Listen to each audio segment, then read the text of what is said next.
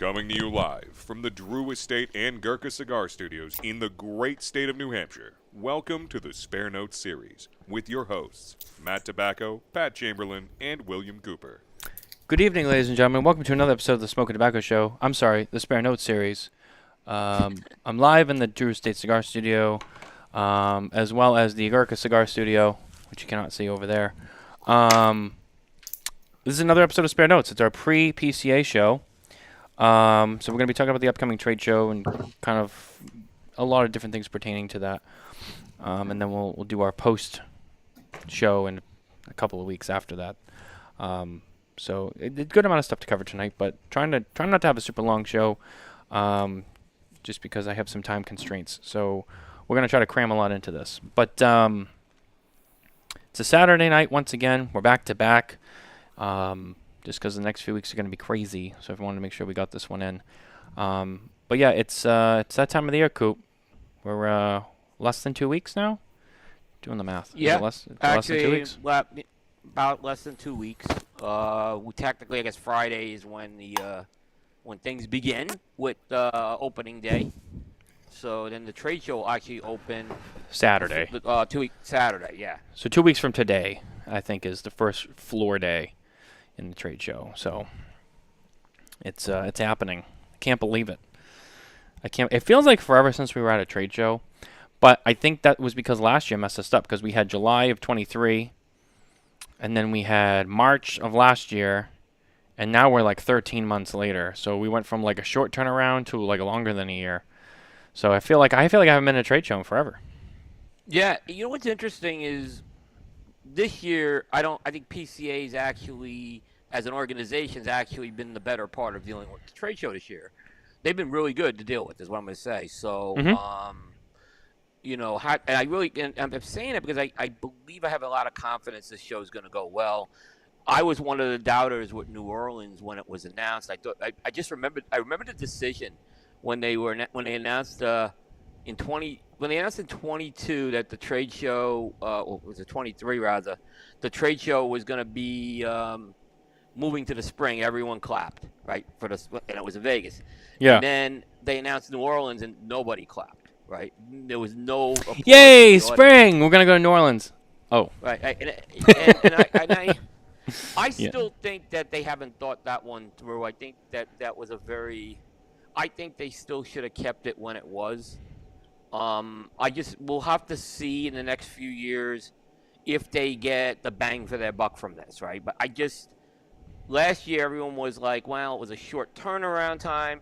This year there's a bunch of reasons why, Passover, I don't want to go to New Orleans, blah, blah, blah. So it's going to take a few years to see if that was the right decision or not, is what I'm saying. But I'm not saying it wasn't a disaster last year moving into the spring. I just don't know if they've gotten the ROI on it yet, nor do I think anyone's calculated an ROI. So, I mean, but it's a big change like that. I mean, and you know, like I like to criticize people too, but to be fair, I'm like, you know, it might take a few cycles to kind of, you know, get it all, you know, I don't know. I'm like benefit of the doubt. I mean, if after this year, like we go into next year, and it's like, all right, now we're going to our third spring show, and like it just doesn't feel like any progress is being made. Then I'll be like, all right, but I'm willing to give it the benefit of the doubt for this year. But at the same time, we're also changing cities, not just venues, but cities this year. So that also, I don't know what kind of impact, and we're going to be in that city again next year. So I don't know what kind of impact that's going to have either. So it's tricky. It's tricky to read. It is tricky to read, and look, PCA still has a lot of pressure on them to deliver a very good trade show, because if they don't, next year could be a big problem. And that's just how it is. So everything I've seen so far, and I went through the 2015 New Orleans show. Wasn't the worst one, but it wasn't a good one either. I think nothing will be worse than CigarCon 2019, which was an absolute train wreck of a train show from top to bottom. So I don't but New Orleans wasn't a great trade show, and there was a lot of things that could have been done that weren't done, you know. So we'll see. I mean, like I said, we'll see. I'm hearing the weather's going to be quite warm there, PCA week. So You know John McTavish. He's like the official meteorologist of Cigar Media. He's like already on top of this. So. Oh yeah. Yeah, that's interesting. What was I gonna say? Yeah, he is usually good with that stuff. And then I forget. Do you guys have a compound going this year? Well, we do, but the compound has been split.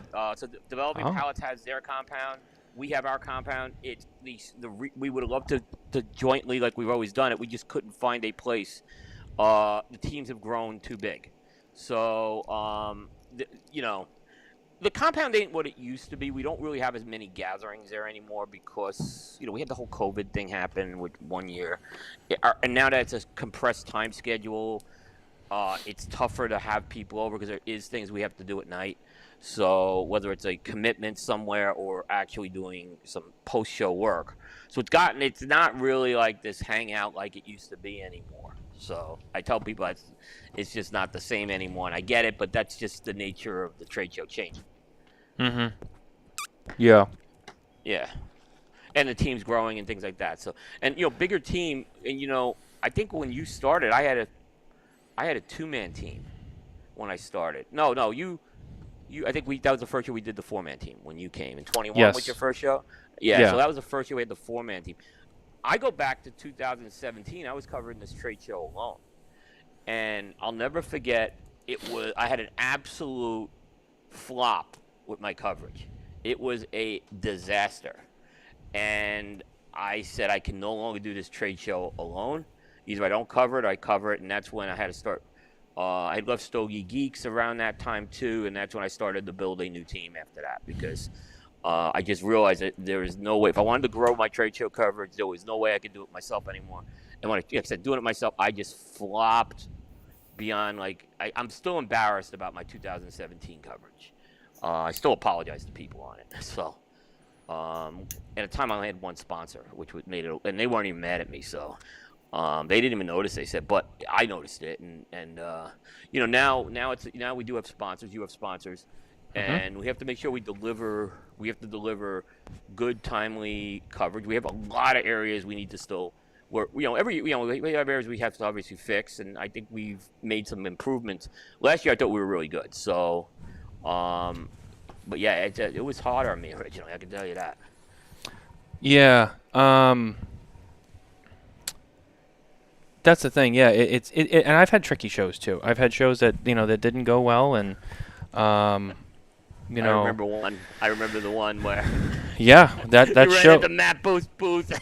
You were like steam coming at you. Yeah, but here's the thing about that is Matt was great because he was actually despite Matt being Matt, he actually was very helpful in that. Yeah, he was.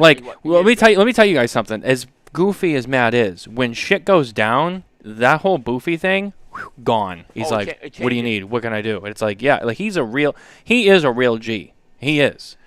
It comes out. He's like, what do we do? And I'm like, and then in the middle of my crisis, he had a crisis, which I think I've told the story before because I think I can do it now. I don't remember the small details, but I just remember there was a situation. I think it was right after the sale to STG, but I don't think it was all meshed yet. It was weeks after the and that's when they went to the show, and they had no product. So what he did was he ordered his own product and had it sent to a retailer, and I don't remember, there was some issue, and he had the Room 101 gin out, and I just remember I was in the back solving my crisis. He was in and out eating his bagels, and then he just came back and he was like, "I know you're doing your thing, but I got a crisis too." I'm like, I'm starting to feel better. What do you need? And he was like, all the cigars and the gin have to go under the table. And I was like, he's like, don't ask why. I'm like, okay. And so he just starts coming back put it under the table, and he would leave and come back. And I'm like, are you getting an inspection? He's like, I don't know, maybe, we'll see. I'm like, all right. So I knew right away, let's get this going. He hooked me up. I got to help him out. So one hand washed the other, and it was good. So it was a very mutual situation that all happened in that booth within the span of 45 minutes. A lot of shit happened, and we helped each other out. I have to say, he bailed me out, I bailed him out. So it was good. Yeah.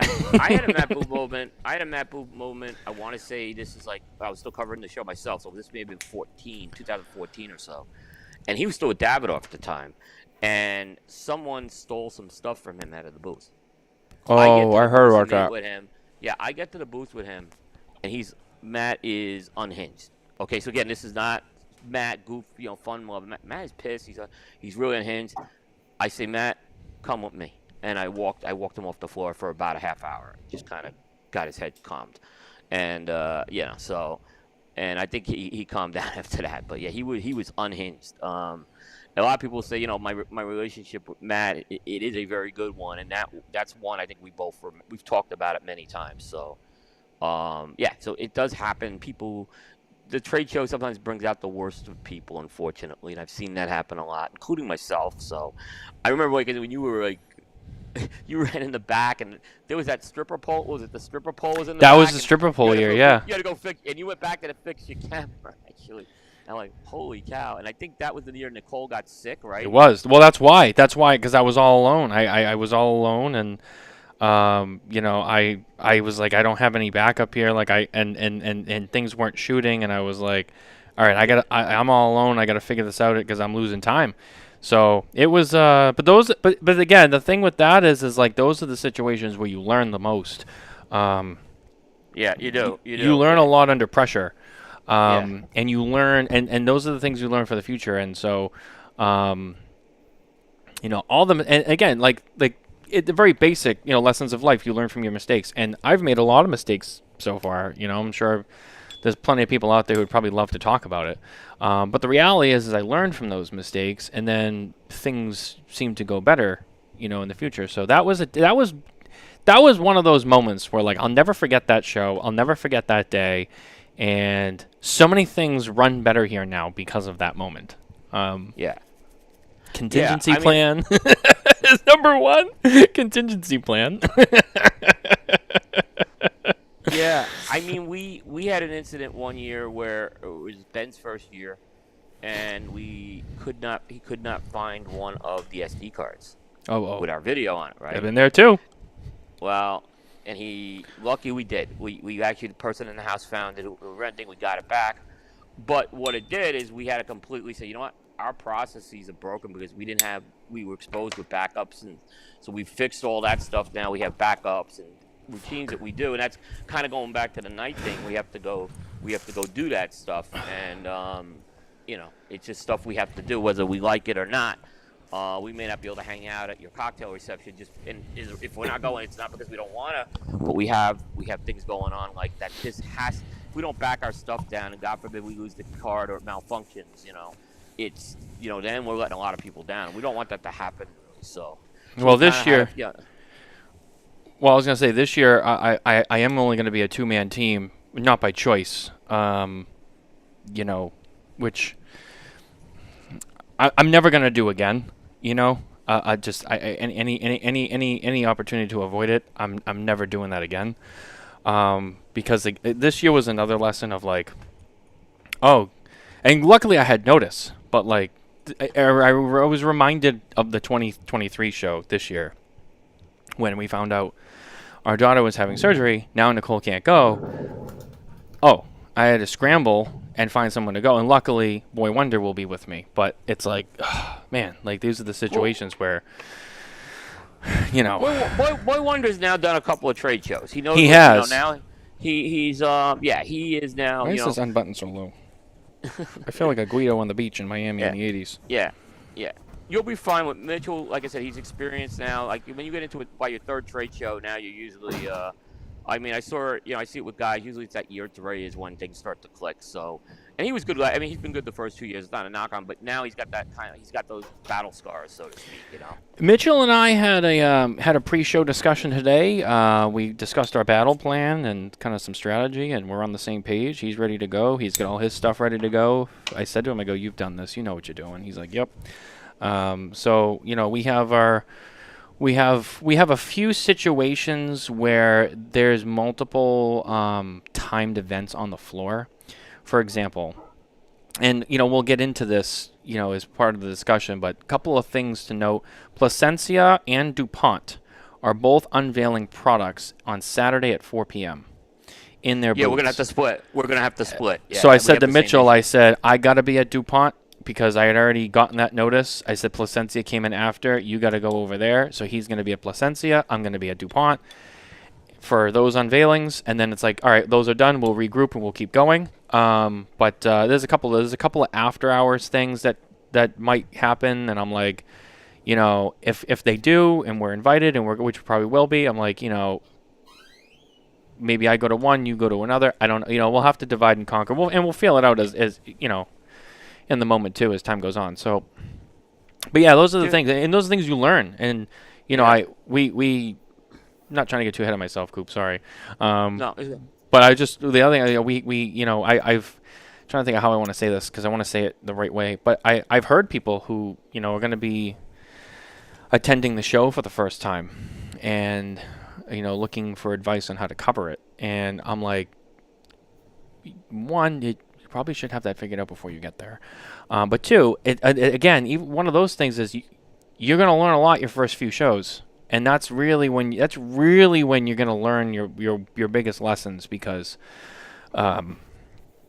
there's just nothing you can do. You have to go through that, and it's a lot. But now that you've been through that, you know, you can put a plan down, and like Mitchell said, it's never going to be perfect, but you learn to be better at like dealing with those things on the fly, you know, as time goes on. Yeah. So it's one of those things that's it's something that you learn and you get better at it every year. The one thing I've seen a couple companies do this year, and it's not a good idea, and I'm appreciative to it. Now they're having media receptions during the show floor hours, and I'm grateful. Don't get me wrong. I love the fact that they want to host the media for some relaxing time. Unfortunately, it's tough. It's tough. It for is me tough. To spend 2 hours. It's tough, and I feel bad, and I don't want to be one to come in 15 minutes in and out either. So it's kind of I'm kind of struggling a little how to handle a couple of those, and I'm sure we'll figure it out. But I can't have five men. You know, but I can't 5 men down for 2 hours at a media reception. On the other hand, I gotta, you know, guys need to chill too. So I'm kind of trying to balance that stuff out to make sure it works. But yeah, the Placencia Dupont thing, and I just basically said we're gonna figure it out. Like by the way, we had the same thing happen last year with Dupont. Just so you know, with Padron. With the It was Padron and someone else was doing something at the same time. Yeah, I was at the Fuente booth last year. It was Fuente. Yeah. And well, it was Fuente, but no, it was specifically Jeremiah I was with, who we were presenting an award to, and we had this lined up for weeks and weeks and weeks, and his schedule was pretty tight at PCA, so we had to honor that. I mean, we couldn't change it. The Dupont thing, we just couldn't change it for that.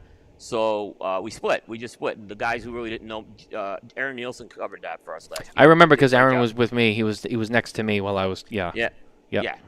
So he's our utility guy, you know. So he helps us out in a lot of those types and that's great when we have a guy we know we can just go in there, we know he can do the job and get that information. It's not hard. He doesn't have to go about wrapper binder filler.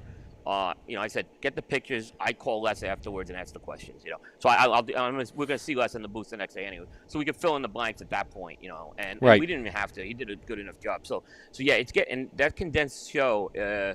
People can laugh all they want about media, but I'm just telling you, it's very challenging now for us with losing that half day. People just don't realize what this has done in a lot of ways. Yeah, I mean.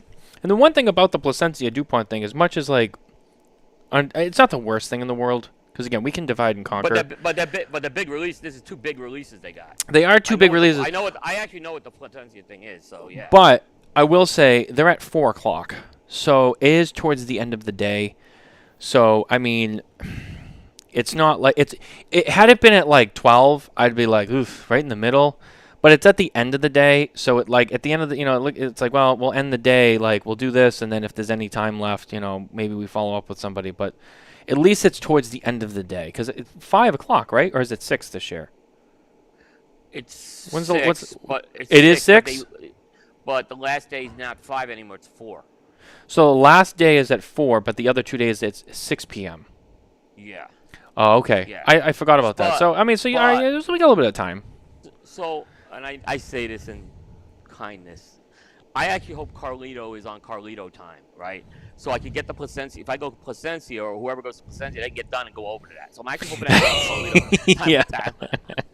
Hey, he's a busy guy, you know, and I know. It- But I actually hope Carlito. This is the one time. Keep the Carlito time. You know, like we'll have it covered one way or another. Sure, yeah. But yeah, it would be good because I'd like to see. I'd like everyone to see that. So yeah.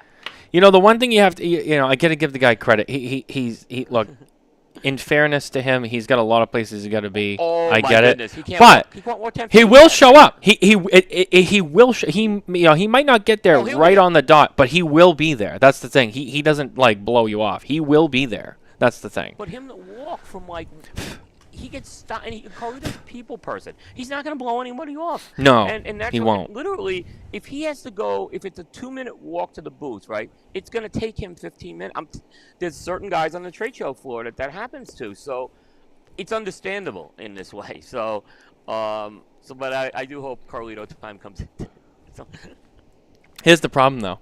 You also have Les Mann, who I love very much, and he's going to look at his watch, and it's going to be 3:55, and he's going to be like, I got to go get where's Carlito. Carlito? Where's And Carlito? he'll go to the Fuente booth and be like, come on, Carlito, we have to go. Like, See, Les now, if Les is going to keep him like on Marine military time, you know, Coughlin time. You know, Coughlin time's when if you're 5 minutes early, you're late. You know, so that's going to be the other thing factoring into this. yeah, Les, you know, he doesn't mess around. Yeah. He's No, you know, Les he's don't mess solid. Well, I'll tell you, but- out of all the manufacturers I've been working with all week, you know, getting prepped for the show, Les has been the one that's given me, not that, I mean, people have been good, but like Les has been giving me so much that I'm like, dude, like, your booth is already gonna be the easiest to cover because I'm already so prepared for it. And he's like, yeah, man. he's the best. I gotta give it to him. Yeah. No, his booth is always well organized too. Which, by the way, we have to shout out our friends from SD Dupont, because they're always with us. Shake Up the Legacy, featuring the new Monogram collection. That's right. Got my Line 2. Line 2 review on Smoking Tobacco went live this week. Head over there and check it out. Full-blown review on the product for those of you who have maybe always been interested in one and want to know kind of, you know, why does it justify the price? You'll read about it on SmokingTobacco.com. Yep. I'm lighting up tonight, actually. The Lauer case of Tuxla. Lonsdale. Ooh, good cigar. Good cigar. So, Pete did Lauer case is one of my favorite lines. And I think the Tuxlas that I've been seeing the last couple of years have been some of the better. You know, I thought the Bella Ancre was really good, and now this one I've had this one's very good too. So as I use my Line 2 lighter. There you go. Look at that. Roasting it up. I'm smoking the, was it our 2021 cigar of the year? The Undercrown 10 Toro from Drew Estate. Big Drew Estate night. It's the Drew Estate Cigar Studios, smoking at Drew Estate. And Drew Estate will be bringing you our 2025 PCA Trade Show coverage from New Orleans. So it's a big Drew Estate night over here. Celebrating. And I think Nicole's trying to tell me that she's drinking her frozen margarita from her new Ninja Slushy machine that we recently acquired. So now we have frozen drinks on tap, which is always nice. Always nice. Coop, you look like the kind of guy who needs to have a frozen drink machine.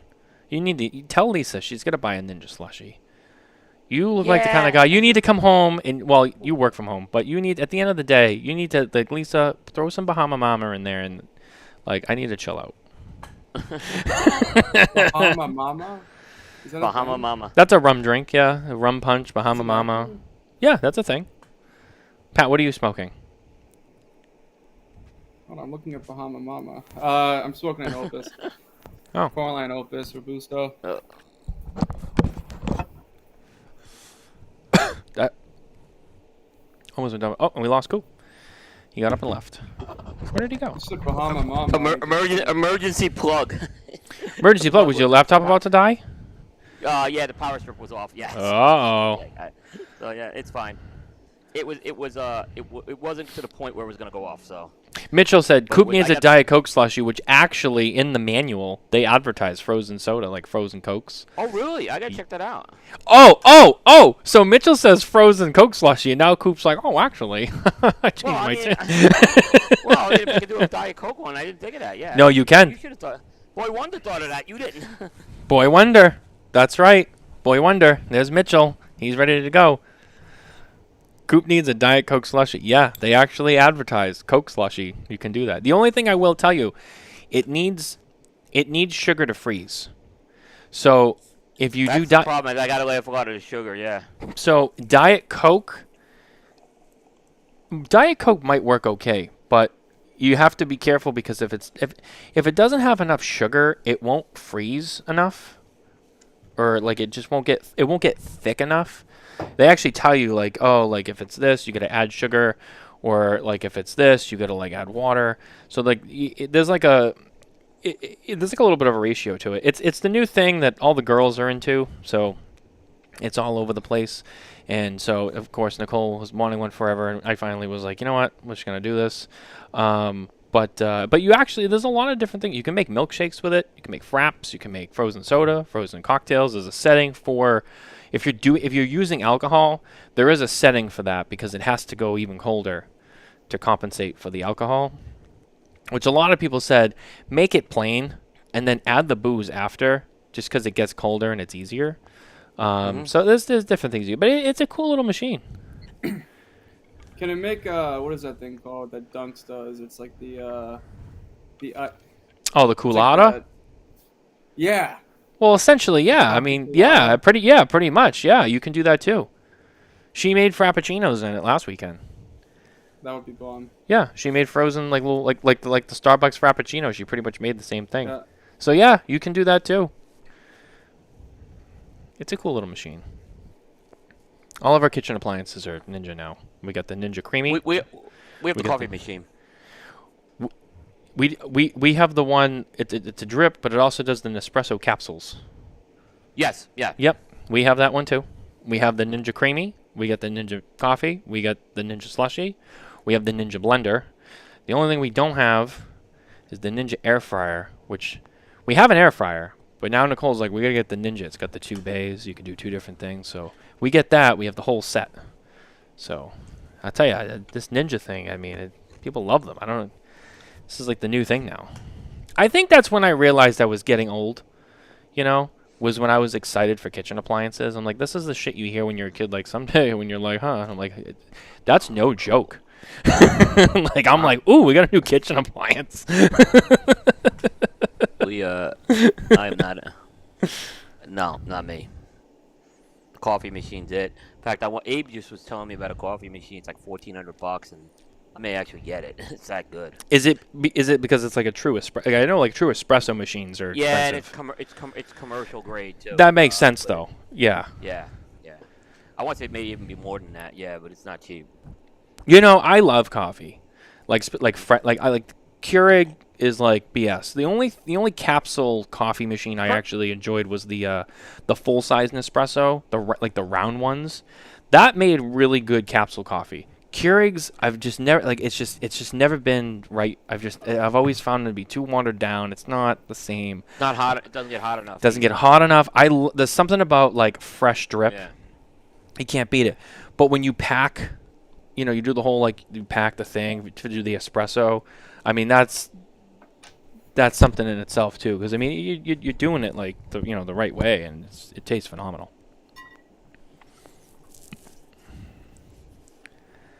So yeah, and then Jay, only Matt Tobacco discusses fads from 1974 soda and 1990 margaritas like it's new today. Either he is young or Cigar Coop and I got old. It's not that it's new. It's just like it's the fact that now there's like a nice simple machine to do it at home without like you don't have to use it, like it's just nicer, it's before you could make it at home, but you have to use a blender, and the blender never made it like perfect. Like this makes it like perfect, it's like when you go to a bar. You know what was the rage in the late 70s? It was before you guys were born. Oh, wait a minute, let me guess, was it fondue?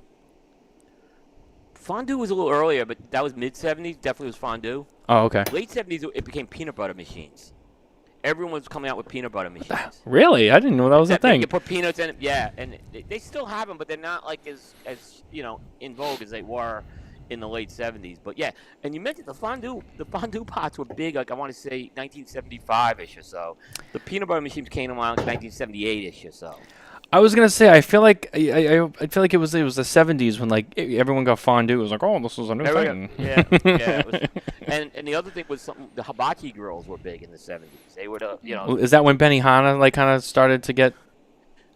Because I feel these like were like the hibachi grills were small barbecues that you could actually put on like a deck or a porch or something, and they literally were tabletop. They were tabletop like charcoal grills is what they were. And they called them hibachi grills. I like hibachi. Well, that's the thing. I want to get a Blackstone or not a black. It doesn't have to be a Blackstone brand, but like I want like the flat top so I can do that because like I got the Traeger grill, which is great for smoking, but I really don't love it for regular grilling. So I want to get a regular grill, and or just like a flat top, like a Blackstone or another brand, like the griddle, because you can do hibachi on that too. And you could do it. My son-in-law and daughter have that. So yeah, that's what they do with it. Yeah. I don't have it, but Mitchell mentioned pressure cookers. I don't have one, or at least if not, they are back, or either that or like a good rice maker, because I do like rice, and I know Mitchell, you probably make a lot of rice. Those are good for making rice, because I like a good jasmine sticky rice too. And right now I use the microwavable ones because they're quick and convenient when you're trying to rush to do dinner time. But I do love making like a fresh pot of rice in the pressure cooker.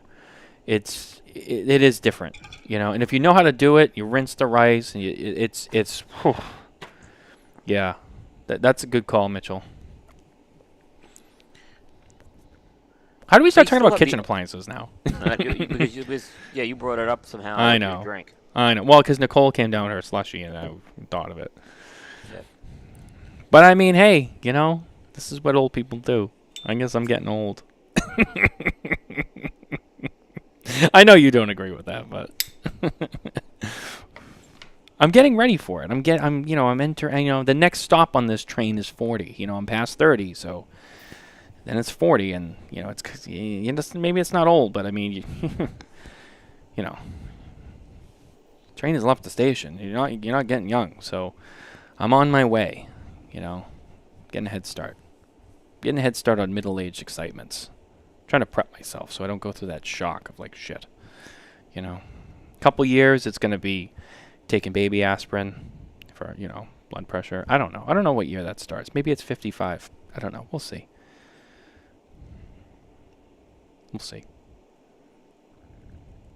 Sorry, Coop. I didn't mean to make you feel old. I'm old. I am old. I am old. I'm talking to Matt about retiring on certain things. Right? Dude, he is. It's no joke. Yes, it's no joke. Looking at, I'll be sitting in Miami before you are. That's for sure. Oh yeah. Well, but that's the way it should be. Yep. He changed hold on. I'm looking at Jay's comments here. He changed an old PCA rule and helped media out. Good job. Oh, wait a minute. Hold on. Let's stop here for a second. Call out to Mad Tobacco. Okay. He changed an old PCA rule and helped media out. Good job. Thank you. But what did I do? We got it changed. Way to speak up. I appreciate the love, Jay. But on which thing? I'd love to hear more. Well, it was announced. It was announced yesterday. It was an email. I missed it. What happened? There was a couple of changes based on the meeting we had yesterday. What got changed? I don't think the audience is interested in it. But oh, okay. Well, then that's fine. We'll talk about it off air then if you think that's what it should be. I mean, we said it. We might as well say it. That's why I didn't bring it up. No, they changed it. The sample rule's been rescinded, and the advertising rule's been rescinded. Oh. Josh changed it. Yeah. It was in an email yesterday. All right. Then this is a great opportunity. I wasn't gonna say anything, but now it's here. I wasn't gonna say anything either. Jay brought it up. I wasn't gonna bring it up. Well, not about this. Something else. But since we're here, I think I've changed my mind. So, Sometimes I say things publicly because I'm not one to just, sit behind closed doors and just, whisper in the darkness. I speak up. I stick up for myself. Growing up, I didn't have that opportunity. I'll just be very transparent with the public. That was not the kind of life I had. So as I got older and I became an adult and I did a lot of things on my own, I always said, I don't care what people think and I don't care what people think of me. But I'll always speak up and say what I think is right. And sometimes people agree with me, sometimes people don't. Sometimes people get mad at me for doing it. But my defense is, you know what? At least I'm honest about it. I speak up. I say something. Maybe people don't agree. Maybe they do. I don't care.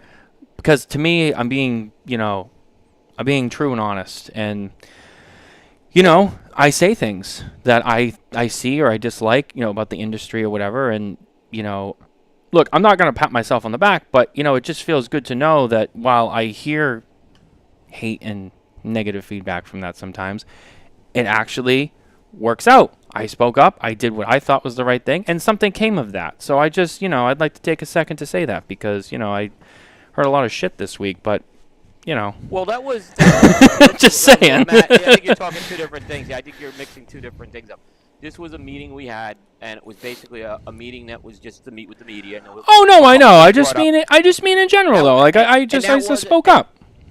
But this was a very direct thing in the guidelines that basically there's one of them that I've been kind of all over for about 10 years, and that I've been told from other people in the media, don't touch it. You're gonna get us thrown out of the trade show. Believe me, I'm telling you, I was told this. Don't touch this thing on the samples. You don't know what you're doing. Blah blah. And people I'm very close with told me this. Okay. Yeah, I know. And I brought it up. I said this. But I think this was a very direct issue. I don't think this was an issue that was affecting the industry. This was something we had a closed door meeting with PCA, and the opportunity was there to say something.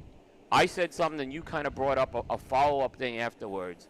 And the great news out of it, the rule probably doesn't matter to anyone who's listening to this, but what's more important is PCA really listened to us on this, and that's what I think was more important. No, I agree. And they took it. They realized that this was something that needed to be changed. Yeah.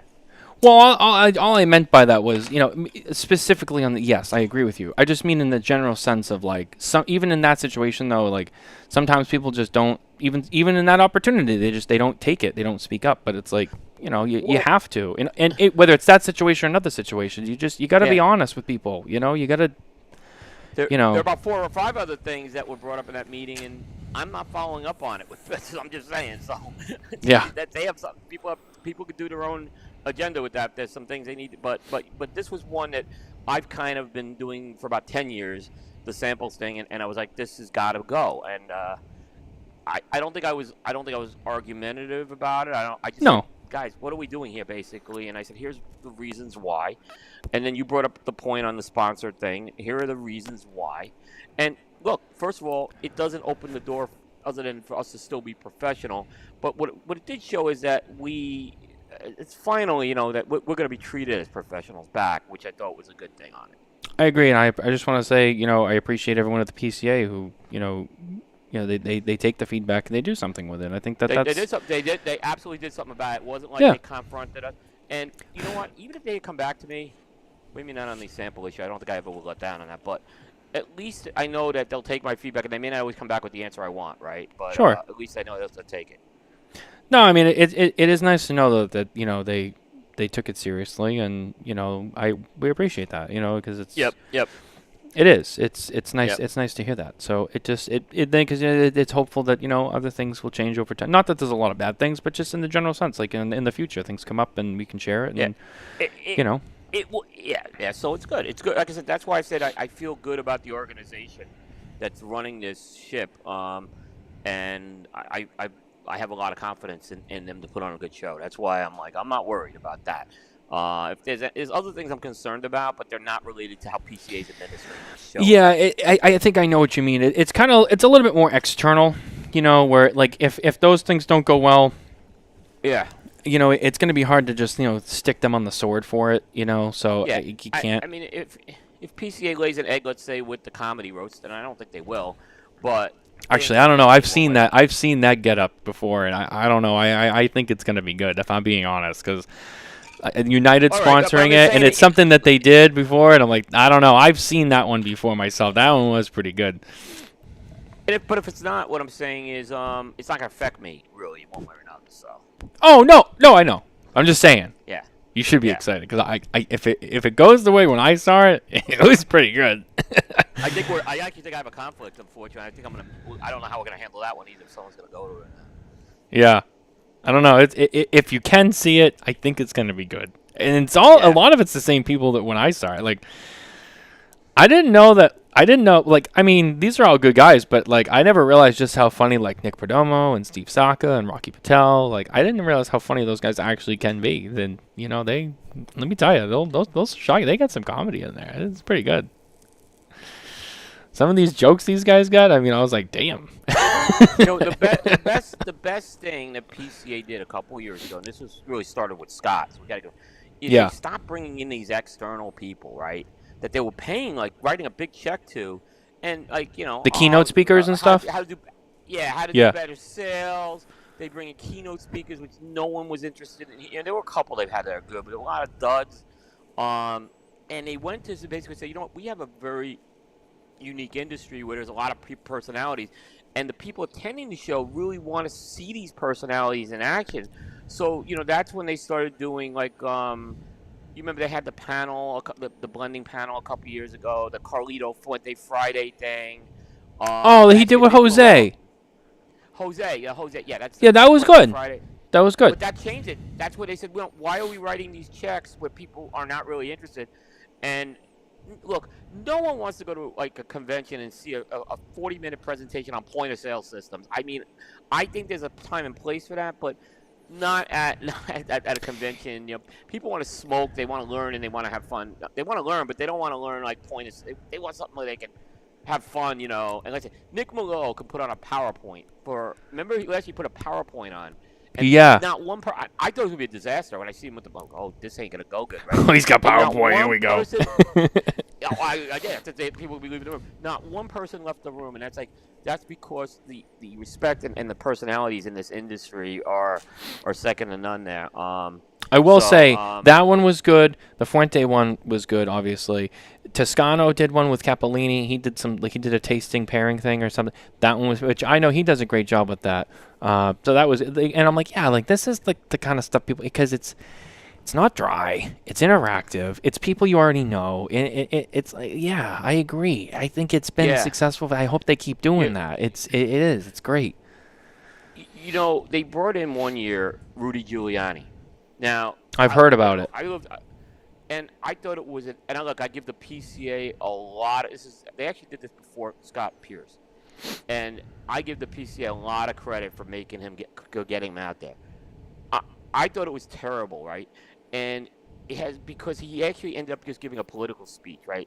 So it didn't really help that day. I just thought it was like, Rudy, it was very clear Rudy didn't understand anything going on in the industry either. I mean, he was saying misinformation, and he was putting these spin. It was not good, and I didn't think it was good at all. But there were people who thought he was great, is what I'm saying. But what happens is with someone like that, you're going to alienate part of your audience, especially when you bring a politician, right? That's the bigger issue. It's tricky. And my politics, it had nothing to do with me agreeing or disagreeing with Rudy's politics. If I agreed with everything he said, I did not want to hear a political speech that day. That was my point. So that did, and Jay brought up Marcus Luttrell. He was the best keynote speaker that I've seen Mike Ditka was the other one. Those were the two best keynote speakers. Oh, you guys had Mike Ditka one year? Oh yeah, that was. I have a picture of me and Mike Ditka actually. Oh. I smoked with Mike Ditka at the old Circle Bar. Yeah. Even though he beat the Patriots in the Super Bowl, I always liked Mike Ditka. I always thought he was great. The best thing is, this is a true story, right?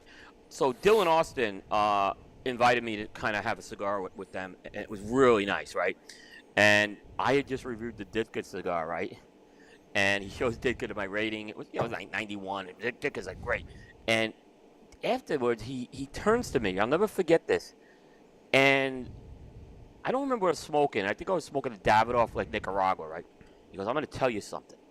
I don't care what you cigar nerds think. I like big ring gauge cigars. He says this to me. That's right? funny. So and And like, I think Dylan says, "I'm like, you found yourself a friend here because Coop's the big ring guy." So, Yeah. and he's like, "All right." He gives me a bumps my fist after that. Yeah. Did he have his Super Bowl ring on? Yeah, he did. Yeah. He did. He did. And he was super, super nice. And he seemed like he really wanted to be there. And like I said, to have an opportunity to smoke with Mike Ditka, it wasn't a long thing. I think it was like 20 minutes, but still, it was 20 minutes with Mike Ditka. And I hadn't even seen his keynote speech, but his keynote speech was incredible. So, and Marcus Luttrell was the other one. He might have even been a little better than Ditka. I agree with Jay. That was great. But in general, I've seen them write checks to people, and I'm like, they did Bar Rescue one year. I'm like, what are we doing here? I'm like, Bar Rescue. I'm like, with John Taffer? yeah, they had John Taffer come? They had John Taffer one. Yeah, I didn't think it worked. People weren't into it. Huh. I always liked Ditka in the Kicking and Screaming movie with Will Ferrell. He's smoking in the house. The wife's like, Mike, there's no smoking. No one's smoking. And then there's one scene where he's cutting up his cigar or whatever, and the wife says something, and he hands it to Farrell, and he was like, yeah, there's no fucking smoking in the house. And then the wife leaves. He's like, whew, thanks. And then there's another, because he's got the rivalry with Robert Duvall. Because they're like neighbors and they don't like each other, and they're yelling at each other, and Ditka goes, I'll never forget. It's one of my favorite parts of the whole movie. Me and my dad laugh about it all the time. And he's like, I couldn't hear you. My Super Bowl ring was making too much noise. He was always a funny guy, too. I like Ditka. I wish I could have been there for that one. I didn't know you guys had John Taffer there one year. I heard about Giuliani. I'm trying to feel. I feel like there was another big one that I've heard of before. Ron White was there one year. I think I heard about that one. Yeah. Yeah. So I mean, there's been some good ones over the years, but in general, even John, I just didn't think John Taffer caught the audience. Like, he didn't have an audience like Nick Malillo had last year. No. I think people are like, well, and I'd rather be at the Circle Bar. That's kind of what it was.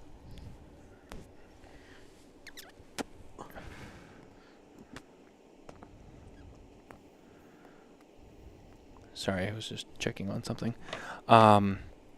Yeah, so I mean that day's always an interesting day, and now the last couple of years it's turned into a preview for the next piece of the hand-rolled series. Now it's a series, so that's always been interesting. Although the one we saw a preview for last year on Pete, I don't think we've that one hasn't come out yet. No, and according to Pete, they've done some major editing on it, but it still captures the whole essence of it. They've actually, you said, made it better. And we only saw half of that, don't forget, too. Right. So, right. Now, I encourage everyone to go to PCA. They should be there for the Who Stole Roll one. I agree. That's going to be another good story. There may be a little guest appearance by someone in that one. That's what. Yeah.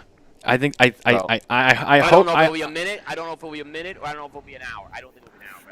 Yeah, just 30 seconds. I don't know, but I'm hoping. I'm talking about so. I'm hoping that that part is played, because if it is, I'm gonna shout out and throw a Coop. You'll hear me, because I'll be there, and I'll be the only one that does it too, because everyone else will be too shy. But I'll be in the back, and if you pop up on that screen, I'm gonna scream out your name, and I'm gonna make people be like, "Yeah, it's Coop." I have no idea. I shot a lot of content with them, but the way these things work is when it gets to the edit, there's a lot. They shot 2 hours with everybody, is what I'm just saying. So I may only get 15. I may not have anything. I may have been just eliminated. You know something though? The fact that you were asked to be involved, they're gonna show something of you, and I think that's special. So if they don't, I'm okay with it. I have faith. Contributed in an indirect way. They're very thorough, these guys who do the hand roll thing too.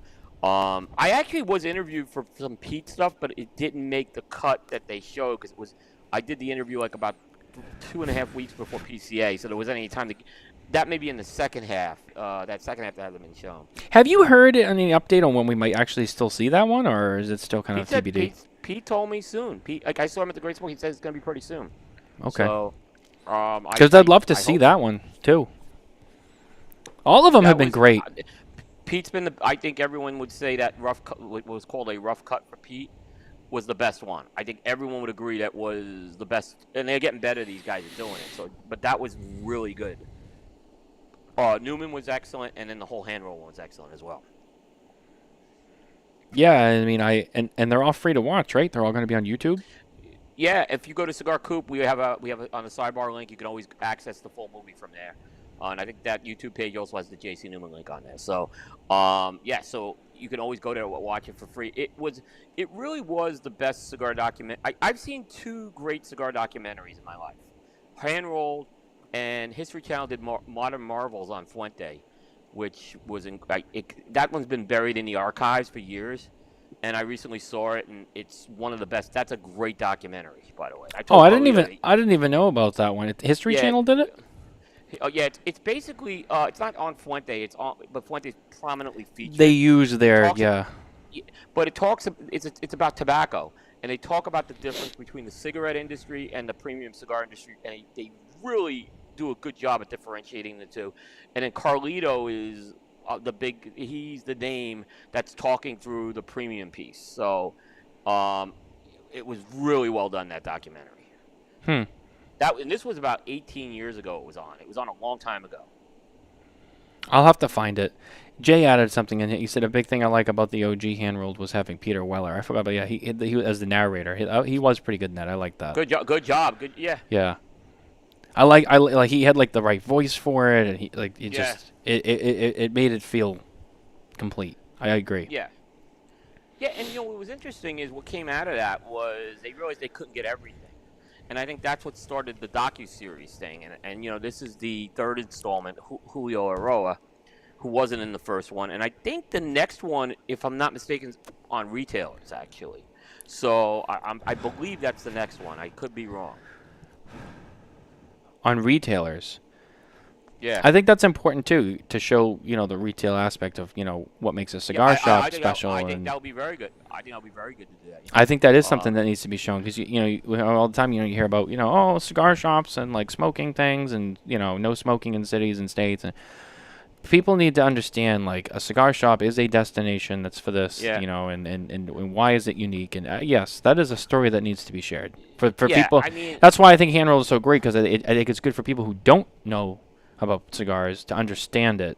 Even if you don't agree, fine, but at least understand we have our way of life, and this is and we explain it, and just try to let us do our thing. Yeah. Yeah. But I agree. I'm excited for more hand roll because I think that they do a great job. But outside of day one and outside of the seminars and all that stuff, then we get into day one.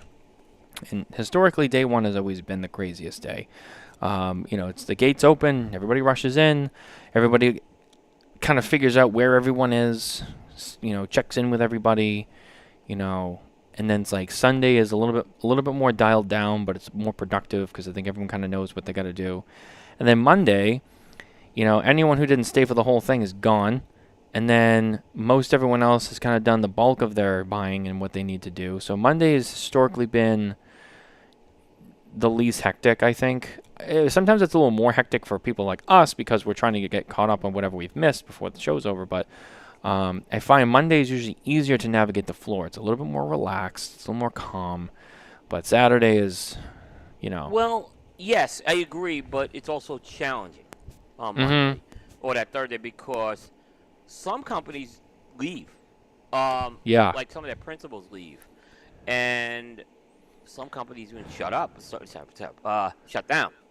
But so that could be a little challenge. There's a couple of bigger companies that didn't want me to come on Monday, and there's a couple I said it's challenging. So I've had to work around that. Yeah, that is true. That's where kind of, and the thing is most of the time. It's most of the time it's the same people. So you kind of get to know hey, listen, and that's why with Mitchell, I was we got to hit, certain people right away because I can't wait for the last day. They might not be there or, that's true. That's a very big thing. That's where that experience and pre-planning comes into play because it's true. Yeah. I mean, that is a big thing that happens. Yeah, absolutely. Absolutely. So that could be a little tricky, to say the least, with that. There's a couple. Actually, there's one big company that tells us to come on Monday, though. So we come on Monday. Okay. We don't have to make an appointment. We just come. But they use that like the first 2 days they're totally focused on sales, and they send their sales team home, and then we can kind of have more time at the booth. So that's what we do. So Now, in terms of we're at a point now where there's enough to talk about stuff that's going to be at the show. Yep. I'll throw a couple of them out, and we'll kind of go from there. We already mentioned there's a new Placencia unveiling happening. I think it's a new Alma, by the way, is what I've heard. I've heard that too. They talked to that's what I've heard some retailers tell me. Yeah. So I think it's part of the Alma series. Yeah. So is that? Excuse me. I'm sorry. Oh, sorry. That came out of nowhere. It really got me. Yeah, so there's that at Placencia. The Dupont thing is actually going to be a brand new Opus X collection. That's a limited edition collaboration between Arturo Fuente and ST Dupont. Brand new collection, full set of pieces. That's happening. Let's see, who else? We have, it's like I know them all because I've been, working on them all week, but then it's like you got to think of it. And so let me get my website up in front of me so I have them fresh in my mind. But I know the big board. Well, that's right, the big board, too. I forgot about that. The Cigar Coop big board. But we're a little behind on the big board on a couple of things. So you may have some things we don't have, just so you know. So I think we get it off. So. Villiger has two new things coming out. They have the 1888 Grand Reserva, and then they have a revamped La Capitana line, which is a new blend and new packaging. Yes. There were press releases? Well, thank you, Villiger. Go ahead. Next. I didn't know they were Villigers. Yep. I'm looking. We have nothing from them. There's an 1888 Grand Reserva and a revamped La Capitana line, new blend and new packaging. Yep. Let's see. There's going to be some new products from Altadas USA, new Trinidad. There's going to be. Did we already see the new Romeo, the Romeo 150? It's well, yes and no. They had it at Pro Cigar. They had a Pro Cigar. I have smoked the Romeo. I have smoked it already. Okay. Because you are Pro Cigar. So I was a Pro Cigar, right? And that's a regular production release they have coming, or ongoing production, I should say. Right. So a couple of big products coming out of the Altadas USA booth. General will probably have new stuff. They usually don't announce ahead of time, so we'll find out when we get there. CLE is going to introduce the CLE Maduro at PCA. So they have a new CLE, and there's some new stuff at Asylum that I don't think is public knowledge yet, but I've heard a couple of things are coming from Asylum. Big things. There's some big things from Asylum, from what I heard. Yeah, very, very, very big things. Rocky Patel is celebrating their 30th anniversary, so there's going to be a 30th anniversary from Rocky Patel at the show. So big Rocky Patel release. Misreported from a lot of people on that, yes, but it's a limited one and done is what no one's reporting. It's a limited one and done. Did I have that? Hold on, let me see. I don't know if you had it or not, but I've seen a couple of other places miss that. So this is from Rocky's mouth. It's a limited one and done. Yeah, I don't think I specified. Yeah, I didn't specify one way or the other. But yes, that is coming. Asked the question. So yeah, I think when it came out, they didn't specify it, but Rocky has gone on the record and said it's a one and done. For whatever reason, yeah. Now, so it's different than the other ones, yeah. I don't think this is for the trade show, but Davidoff announced that they have an Escurio 10th anniversary. According to Jack Heyer, who was on our show Thursday night, that will be at the trade show. That is for the trade show. Okay, so that'll be at the trade show. I think they're going to ship some if you order it now, but it still will be available to order at the trade show, so they'll show it, yeah. Okay, so Davidoff has that. There's also a Xeno. I know that they're doing something with... Yep, they're going to do that. Let me go back to the front of the list here so far. The Synchro 10th anniversary will be there too, according to Jack. Okay, yes, that's right. I think I heard something about that too. Foundation is celebrating their 10th anniversary with the 10-year anniversario. That'll debut at the trade show. That's going to be a Solomon. I think it's a big release he's got coming out too. It literally looks sharp. Yeah, it's a 7x58 Solomon. You notice something unique about that? You know what's unique about that? What's unique about that release? I'm looking at it now to see, because I'll be honest with you, as much as I covered all of these, I can't remember every detail of each one of them. It's all a blur. Well, I'll tell you. I won't torture you. It's the first cigar he has that's branded Foundation. Oh, shit, that's a good point. Yeah, and I thought that was very interesting. I think it's smart to do it that way. By the way, I think it was a smart move. I love Especially for the that whole- anniversary. Yeah, and what it does is it puts the company name in there. The other thing I really liked about the packaging, and there's a couple packaging options, but he has that whole St. George and the Dragon thing going on in the band, which is an old legend tale. So yeah, it's always pretty cool. I think it's a big release. And that blend is going to be a hybrid wrapper that's a combination of Connecticut broadleaf and Connecticut Havana seed. That's going to be over Brazilian Matafina binder and what he calls a complex blend of Nicaraguan fillers from Esteli, and it's going to be $35 per cigar. So, 7x58 Solomon from, Nick Melillo. I mean, that's going to be a fun cigar. I have high hopes. It's going to be a big hit at the show. I think so, too.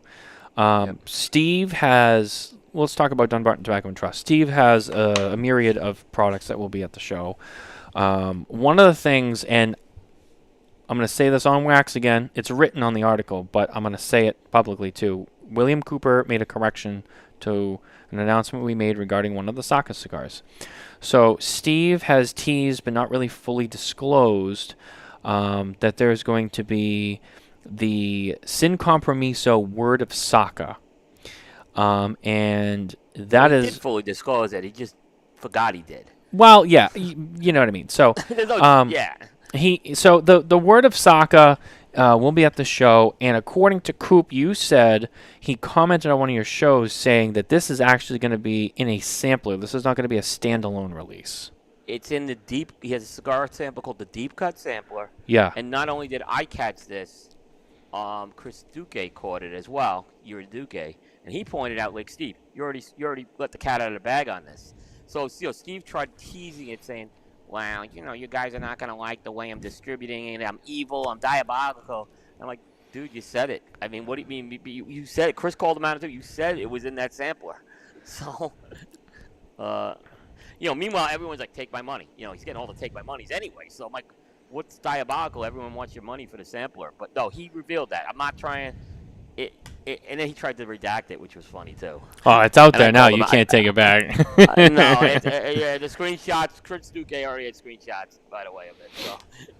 And then I'm trying to remember, what else does he have coming out? I have the whole list because he actually said it. Yeah. He's got the 10th Jubilee.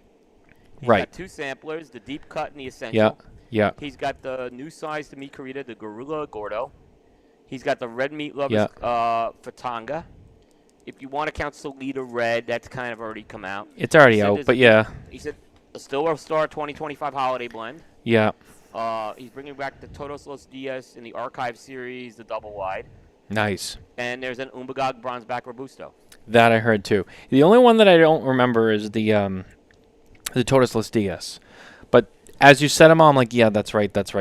So, okay. The Todos Los Dias one I actually missed, but the rest of them, now I remember. Yeah, like I said, he literally wrote. What happened is, we were talking about this a little last week, how people were complaining, right? How, we were complaining that the companies really haven't released a lot of information yet on these cigars. Right. And Steve's like, yeah, I heard these guys complaining, and look at all the stuff I got. He's like, look, he's got a great lineup. I'm not complaining. And then he spit it all out, and that's where the Word of Saka was mentioned as part of the Deep Cut sampler, which I don't know the rest of the details of that sampler, by the way. By the way, this is the year of the sampler for sure. Oh, I agree.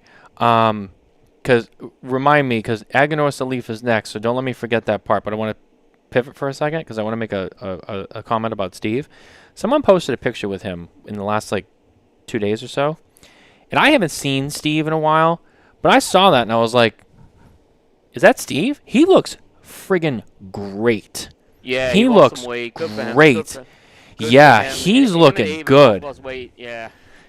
Abe looks good too. Yeah, they've been losing weight, and I gotta say, I was like, wow, look at Steve. He looks good. Yeah. So good. I mean, look, I'm not trying to shame anyone because they used to be. I think it's great. He's healthy. He's taking care of himself, and I know it's not easy to do. So really, kudos for him and Abe, and to work on themselves, and they look great. So really, just a Yeah, big just a big pat on the back, man. That's Absolutely. because look, we all know, like, everybody hates losing weight because it's not easy to do. If it was easy, then everyone would be skinny. So I mean, good for them. I mean, really, it's and those guys are getting older. You gotta start thinking about stuff. You gotta make sure you're healthy. You wanna make sure you're around for a while. We don't want you guys to go anywhere. We love you. Aganor Salif. So it's funny that you and I'm gonna mention that way. So two things about Aganor Salif. They're gonna be Grand Toro coming out in the Supreme Leaf, and then 20th anniversary of the JFR brand with the JFR 20 years. That's gonna be at the show. But one thing that they didn't really announce for PCA, and it was at TPE, was their Flex sampler. But I have to imagine that it's also going to be at the trade show, and it's probably going to be seen by a lot more people at the trade show, because I think they came out with it. I don't think it had a huge buzz, but they came out with it. It was at TPE, but I think a lot more people are really going to get connected to it at PCA. And from what I understand, that sampler is event only, if I remember correctly. And all the cigars are round Parejos. That's why it's right now before probably why Terrence ain't talking much about it. Just event only. Who cares? True, but when you mentioned you're the sampler, I was like, oh, there's another one that actually came out. You can't order at the trade show. That's why I'm just saying. Like, I think that's probably why. Good point. Yeah. But it is something new. Yeah. But it's another sampler. So yeah, you're right. There's more samplers this year. Which, by the way, side note, it is a good sample. Like, I saw that, I was like, oh, I actually like that sampler. Like I said, Terrence, next time you do an event up here, I want to swing by and grab one of those. That's nice. Yeah. Toscano is adding to the Master Age series now. The Master Age Series 5 will be coming out, and I have to say, Toscanos have always been kind of smaller formats. They did the Duicento a few years ago, which was a bigger cigar, but this Master Age 5, it's going to be 5 inches by 50 at the thickest point in the middle. That's a big cigar for a Toscano. Almost looks like an egg from Drew Estate. Yeah. Kind of. Yeah. Yeah, it's a little smaller. Not as sharp, but yeah, that's a thick cigar for Toscano. Yeah. So for the people who like the fire cured and the Toscanos, those will be at the show. And they're gonna have one of their rollers in the booth rolling cigars and then all that too. So I always like that. I always find it interesting. Here's another one that actually got a lot of traction this week, and it kind of ties into Saka. But Cigar Medics announced their El Maestro cigar cutter, which is very similar to the Saka, the Guillotine de Saka cutter that everyone wanted. Which Saka said, look, I told them, hey, like if you want to do something, like go ahead, don't. He was very open because everyone's like, oh, like they're the Saka. I saw people like going like, oh, the Saka cutter though, but like and Saka was like, hey, I told them like make money, like don't worry about me. Like if you want a product you want to release, so just so people know, Saka was like, yeah, I'm game for it. But anyone who wanted that cutter, and maybe they couldn't get one, this might be kind of your way. I don't think it's exactly the same, but I think it's very close from what I understand. Yeah. I still never tried that cutter. Which one? The Saka Guillotine de Saka. I was one of the few media people that was not afforded one. But I'm not blaming anyone. We got there. I think they were all out by the time we got there. So, but yeah. I know Pat was looking to track one down recently, and he almost had one, and then he missed out on it. Oh yeah, I did. I've used it though. It's a really good cutter. I think. I hope you have used it. I have, yes. I like it because one of the things with cutters that I've always been a big proponent of is being able to switch the blade out, and I don't know if anyone does that, and if they do it, it's not easy. But the Saka cutter, you can just put a brand new blade in it. Yeah, and this one also has the removable blade, the interchangeable blade. Yeah, so that's... Yeah. Which, it's a good point. A lot of cigar cutters I use... I mean, there's a few exceptions, some of them are pretty sharp and they've lasted me forever. There are some that, they do dull over time. cleaning them helps a little bit sometimes because they get some buildup on them. But I mean, like anything, I mean, like any kind of blade. I mean, no matter what you're cutting with it, it will dull over time. So I mean, that is nice, being able to swap the blades out because it's nice to refresh your cutter and get a nice clean cut in there because you don't want to be cutting with a dull cutter either. That's when you start to butcher the top of the cigar. You overcut it or you crack it or you break it because it's not cutting clean enough. So I mean that's a very good point. Let's see what else is on the list here. You had the guys from Artisano on Yep. the virtual trade show. They have a Viva La Vida Connecticut coming out of the show, Yep. They do. Yep. which that's a core product, right? Is that a limited edition? Core product. They're doing a limited edition as well. They have a under the El Popo line. They have the Eel, which is the Lancero. Yes. I think they'll have that too. Good guy. By the way, they're good guys. I like those guys a lot. So. Oh yeah. Really, really good guys. Really good guys. I did, last year I think they had their own booth and I missed them. So this year, because they worked with AJ for a long time, and then they still make their stuff with AJ, but they still doing their own sales and distribution now. So they've kind of split off with that. Oh, that's good. Oh, that's Yep. good. Yeah, they're growing. That's awesome.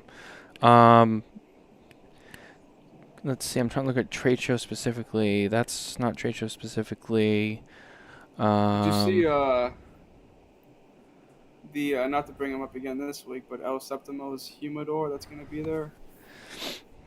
Oh yeah. The egg humidors. The Fabergé egg. Yeah, I Yeah. haven't seen a picture of them yet, but they're supposedly quote unquote valued at $25 million each. Was that correct? Yeah, do you want to... You guys are going to laugh out of this. I'll read it to you. Hold on, let me pull up the article. Go ahead. Wait, where's there an article? Oh yeah, where's the article? Where's there an article? Because I haven't seen anything on this. That's why. So Yeah. there's no official article. So they posted on their Instagram. Okay. And then I think the only person that's actually posted an editorial is Half Wheel. But if Okay. you go on El Septimo's Instagram, Because they're pretty. Usually says- El Septo's pretty good with their press. That's why I was asking that. Yeah. so it says it took Fabergé, is that how you say it? Fabergé. Fabergé a century to birth a masterpiece, yet El Septimo has redefined brilliance in less than 3 years. Sparkling emoji. Oh, Behold the wow. El Septimo Fabergé Egg Cigar Humidor, a creation forged not for sale, but as an eternal testament to our boundless imagination and visionary artistry. Every detail is a signature of El Septimo's genius, a legacy crafted so that the world forever remembers our creative spirit. Yeah, they really PCA cracked the code. This is good. Come to PCA this April in New Orleans to see and touch this masterpiece of art that outshines even the legendary masterpiece of art. So it's not for sale.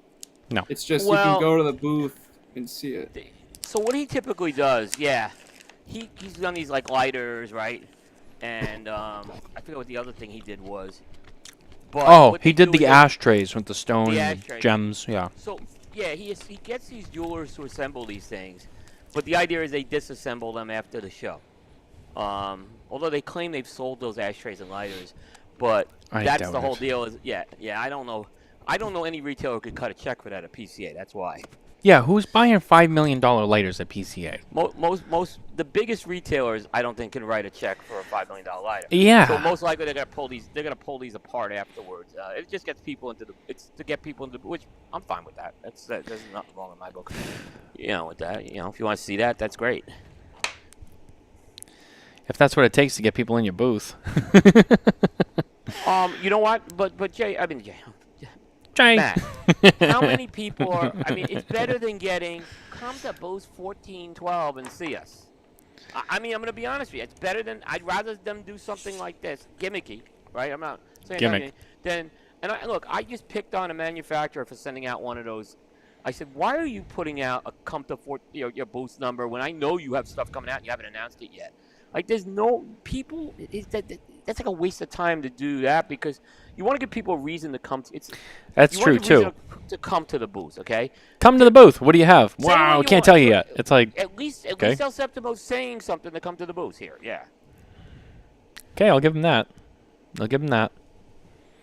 They got people coming in the booth to take pictures of it. A little extreme in my book, but yeah.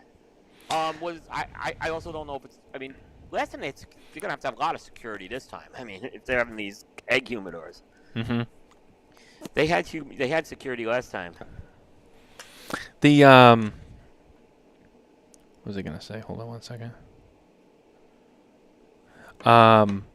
Another thing that was announced for Fuente fans, the Opus X Society, Mary Arte, announced there will be the next cigar from the Opus, a new Opus X cigar that's going to be from the Opus X Society, and it's going to be in the first chapter of what they're calling the Society's Chronicles Golden Bullet. And so, was it 3 years ago? We saw the unveiling of the first one.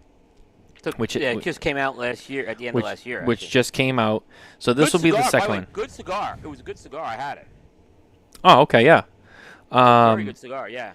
So this will be the next one, and it's also going to be launched in conjunction with a brand matching cutter and lighter made by Ellie Blue.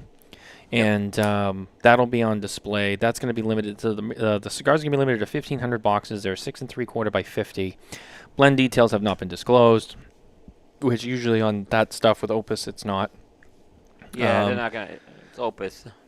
But it's being called Episodio Uno, or Episodio Uno, I should say, for episode 1. I noticed they changed it from Capitulo to Episodio. By the way. Well, Manny. Yeah, Manny actually reached out to me and he was like, "Hey," he's like, "just so you know," he goes, and he actually got to me before I printed it. So he'd say, "We have to make a change. We gotta change the name." And I said, "Oh, okay, yeah." So I knew about that, which I didn't really think much of, but afterwards I'm like, "Oh, I wonder if it's because it's kind of close to, because LFD uses the Capitulo for the chapter 1 and the chapter 2. I think they call it Capitulo." Yeah, I had seen it on Instagram with the Capitulo. That's why when I got the info, it was Episodio. So I'm like, yeah, I kind of figured that was going to change. So. Now, one thing that I don't have a story for yet, but so Bentley Tobacco, speaking of LFD, reminds me of John. John will be making his first post-LFD appearance at the trade show with his new company, Bentley Tobacco USA. So that'll be exciting to see John with Bentley at the show. I hear he has a couple of things to present. I don't think he's finalized all the info yet, so he hasn't really disclosed it. But I know he has some new things. The AI is going to be there. Well, he did say the AI. I know he has got a couple other things. He just hasn't quite finished out every last detail, but he's going to have a couple of things. Well, he's got a couple of things that I know he's going to be bringing. He's making his show debut. So just in a general sense, Carney being there under the Bentley name, that'll be exciting, see the next chapter of John Carney. So that's something to look forward to as well. Oh, absolutely, yep. That'll be very interesting. I'm trying to think, who else? Drew Estate has their Freestyle Live cigar, which I think, is that unveiled this week? I want to say it's next week. It's a couple of days before the trade. But it's going to be before the show, so I assume that cigar is going to be their focal point of the trade show. That's what I would assume too. Yeah. Yeah. So that's what Drew Estate will have. Although I also hear there also could be another very special project at the Drew Estate booth. Well, that may not be the Drew Estate booth. Oh, okay. I don't know which booth it's going to be at. Yeah. That's you know what? You're right. That's true. I was also told we weren't sure which booth it was in, but it involves Drew Estate. So Drew Estate may or may not have something special planned, but that's all I know for right now. That's a teaser, by the way. That was Maddie who decided to tease that. So I heard a rumor from a retailer. I don't know. I heard something from a store. I heard something from the collaborator. So I'm not gonna lie. Yeah. Anyway, so we'll just leave it at that. Yeah. But so Drew Estate, always exciting to see them at the show. La Aurora is doing a small batch 7, which is we should talk about this. Which they're doing. I can't remember. Is this for the PCA Alliance group members? This was probably one of the most confusing press releases I got this year. It wasn't the worst one, but it was the most confusing one. Yes, they're doing a small batch cigar, and it's the lot number 7, and it's for the PCA Alliance. Now, this is where it gets a little confusing. The Okay. PCA Alliance that's the organization for consumers and non-tobacco businesses, right? Who are not going to be at the trade show, right? So, but it's not limited to just them. Retailers can order that cigar who are going to the trade show. So it's for people who won't be at the show, but anyone at the show can also buy it. It was made. I guess the way it was explained to me, it was made for the It was made for the PCA Alliance, but it could be carried by everybody. Yeah. It would make no sense to have it at the trade show if retailers couldn't order it, and I guess you can order it from the La Aurora booth. So, is what I've heard. Sorry, as you were saying that. It wasn't even it's not a PCA Alliance exclusive, is what I'm saying. Okay, yeah. It's a So cigar. clarifying that, yeah. But it is something like where you can I think there's ways that PCA Alliance people are going to be able to get that cigar if you're a consumer. I think you may be entitled to that cigar with your membership.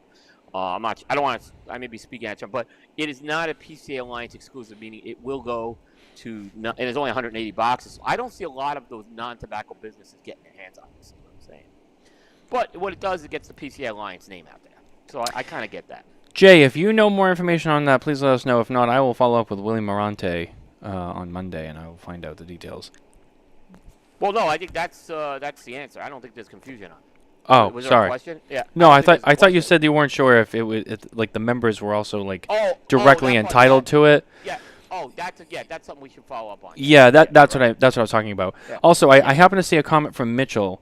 No word about the Nelson yet from Oliver, but Nelson Alfonso. Yeah, so last year Selected Tobacco was not at PCA because Nelson Alfonso wasn't able to get to the U.S. for it, but he did say Selected and Nelson Alfonso will be at the show. But Mitchell does bring up a good point.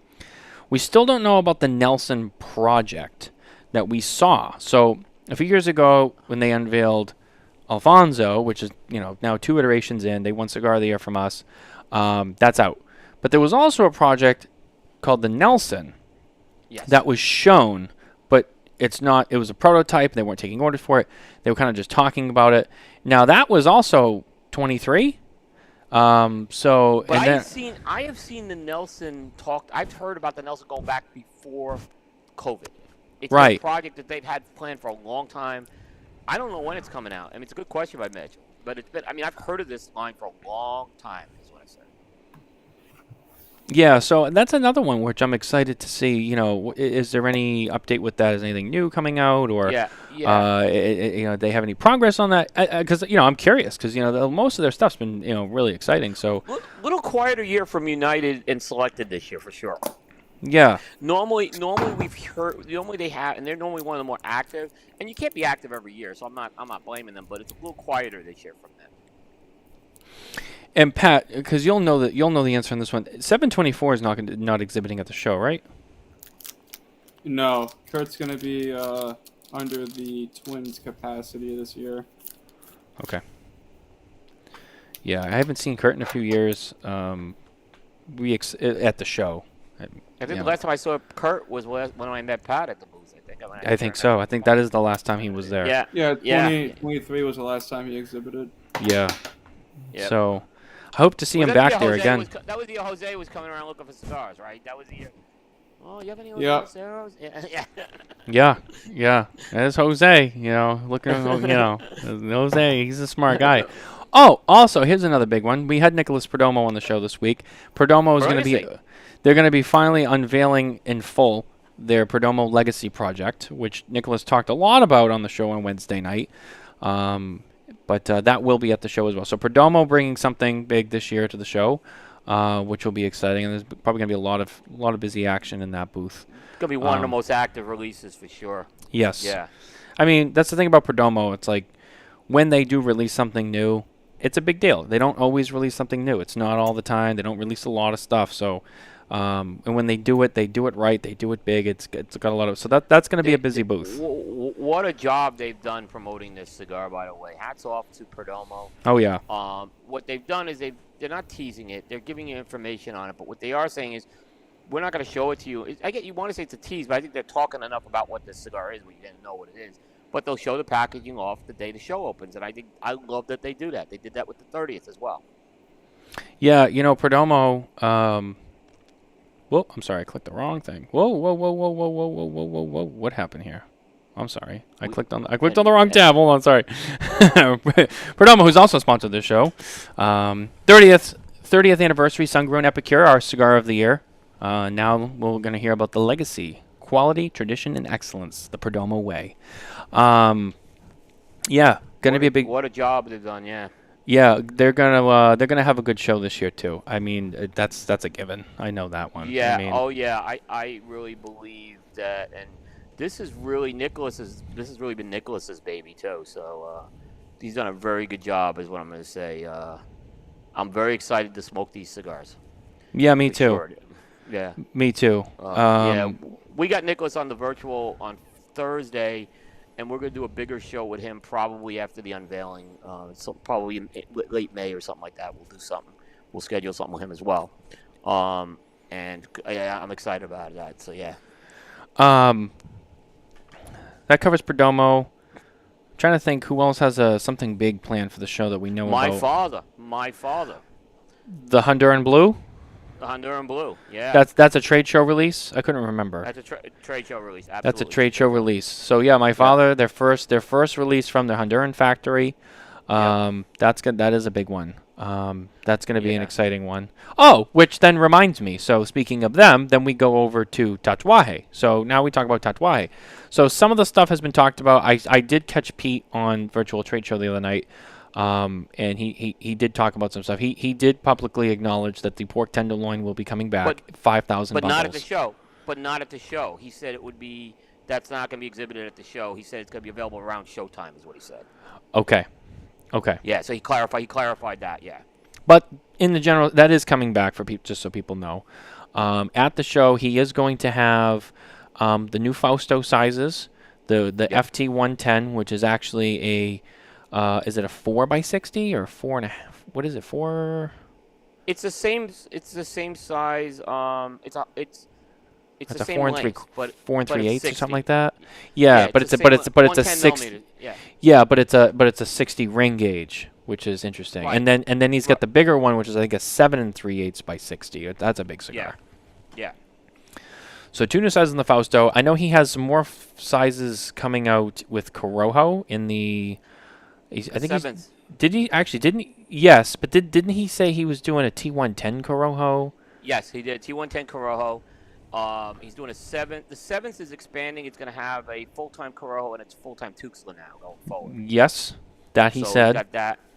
Yeah, and he's got. You mentioned the T110 Corojo is the next one. Yep.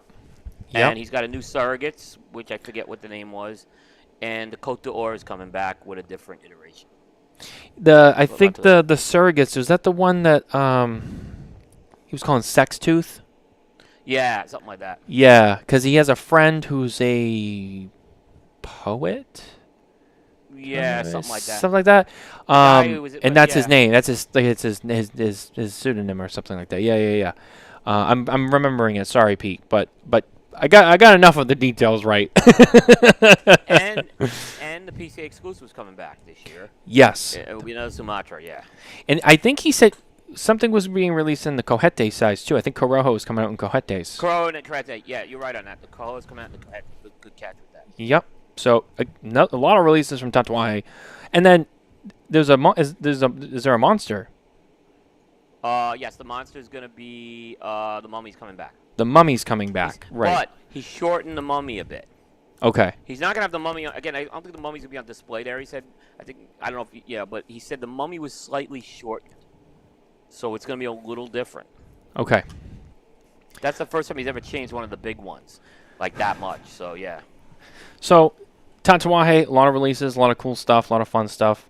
That's going to be good. Next one that comes to mind is, although it's kind of been soft launched already, the full release of McAuliffe's new Purple series, which I believe is a kind of a mixed blend of the McAuliffe Blue and the McAuliffe Red. If I remember Dan saying that on your show. Yeah. So what he said on the show is it's got the wrapper from the Blue, which is that Mexican Sumatra, and it's using the same Nicaraguan broadleaf binder that's on the red. So it's kind of like you blue and red put together, you get purple. Yeah. Okay. All right.